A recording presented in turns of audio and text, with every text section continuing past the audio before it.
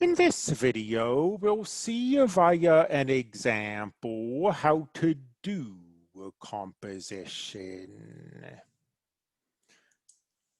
This example is not going to be perfectly realistic for reasons I'll briefly touch upon, but we're going to have two functions and we're going to perform composition. And we're going to have an iron bar heated in an oven. And we're going to define a temperature function that takes as its input the time the bar has spent heating up and gave as its output the temperature. And this is the unrealistic part of the problem, because you might not have seen exponential functions before. I don't want to use them, even though Newton's law of heating tells us that really we'd have exponentials. Let's pretend that we have the following function. Here, t is time measured in minutes, and capital T is temperature. My ADD kind of goes crazy when I try to write and think at the same time. Capital T represents temperature. So we've got this function that takes time as its input and gives the temperature as its output. Now, as this iron bar is heated, its length will change. This is a process called thermal expansion. So we're going to define a new function that will take the temperature of the iron bar as its input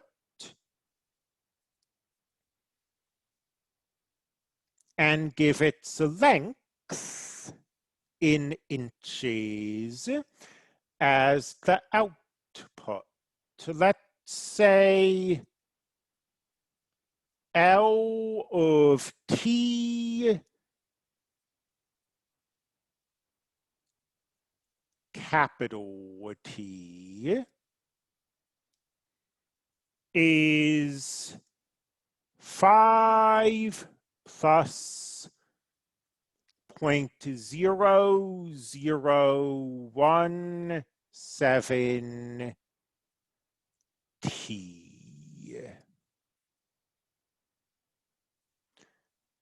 So from time to temperature, from temperature to length, we can go along this road. And if we have this diagram, we should be able to define a new function that takes a detour and goes directly from time to length without stopping in between. These functions are called capital L and capital T. And the composition we're looking for, remember, it's in reverse order, is this. And setting up the composition is the hard part, or at least that's my judgment. I think that once you've got in here, evaluating it will be easier. All this is the first function we have written down, with the second function stuck inside of it. So here we have our input on the left and our input on the right. We've replaced our input on the left with something. It might not look like it, but this capital T was a variable.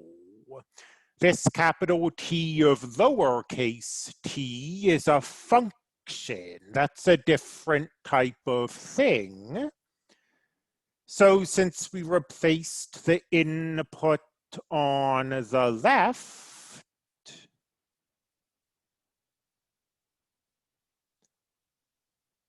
we have to replace the input on the right as well. So where this appears, it becomes capital T of lowercase t. And we know what that is, so we'll just take it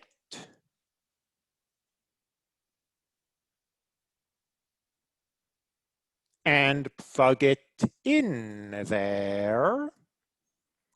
I know I'm almost out of space, but I'm also almost done, so that should be fine. And this capital T of t is the square root of lowercase t plus 50. And there's your composition, and that's how composition is done. Just take the second function and stick it inside the first function. We could, if we were so inclined, simplify this a little, which I am so inclined to do. This multiplication distributes over addition.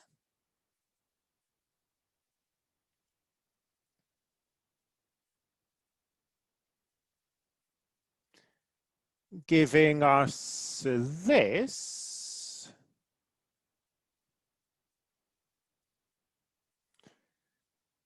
Let me just go to the calculator real quick. I'm just plugging in 5 plus this. I probably won't bother showing it. This plus this is 5.085. And then we've also got that square root hanging around. So this is the expression. It takes time as its input. You see that here. And it gives a length as its output.